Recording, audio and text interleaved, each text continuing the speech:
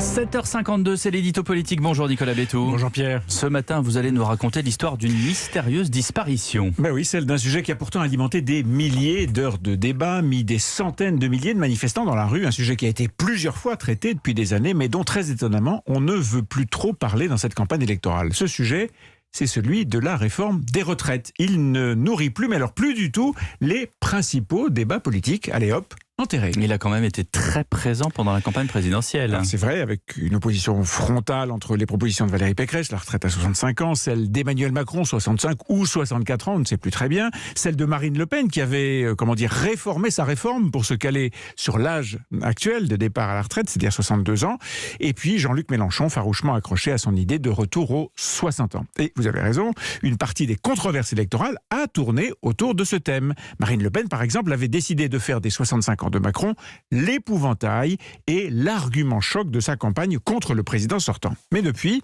rien ou presque. C'en est même devenu caricatural. Dans son discours de réinvestiture, par exemple, Emmanuel Macron n'en a pas dit un mot. Il n'a même pas évoqué l'idée, même pas suggéré en termes généraux la nécessité de la réforme. Il a parlé emploi, éducation, santé, mais pas retraite. En fait, il a surtout parlé transition écologique. Exactement, et c'est ce sujet qui a pris le dessus, et il est mis en avant par Emmanuel Macron, bien sûr, pour essayer de ramener vers lui des électeurs qui seraient tentés par un vote Mélenchon. Bon, cette nouvelle hiérarchie des préoccupations était très frappante hier dans les propos du patron du MEDEF. À une journaliste qui lui demandait quelles étaient les urgences du prochain gouvernement, Geoffroy Roux de Bézieux répondait inflation, problème de pouvoir d'achat, guerre en Ukraine, et puis surtout, dit-il, surtout transition écologique. Son interlocutrice rajoute alors les retraites, bon mais non, il glisse dessus et ce n'est qu'à la toute fin de l'interview qu'il y reviendra après avoir été relancé dans la conversation. Mais pour quelle raison cette quasi-disparition ? D'abord, en ce qui concerne le MEDEF, je pense que les patrons veulent dire haut et fort qu'ils ont conscience du sujet climatique, qu'ils sont prêts à agir encore plus fort. Donc,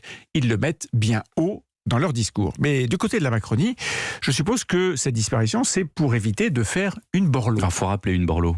Alors en 2007, la campagne pour les législatives qui avait suivi l'élection de Nicolas Sarkozy avait été percutée par des déclarations maladroites de Jean-Louis Borloo. L'éphémère ministre des Finances du moment avait laissé filer une annonce sur un projet de TVA sociale qui aurait risqué, s'il avait été appliqué, de coûter cher au porte-monnaie des Français. Bon, dès l'instant où le sujet avait été mis sur la place publique, la campagne électorale n'avait plus tourné que là-dessus. Malaise à droite, attaque de la gauche. Au total, on estime que cette polémique aura coûté entre 50 et 60 postes de députés à la majorité de Sarkozy.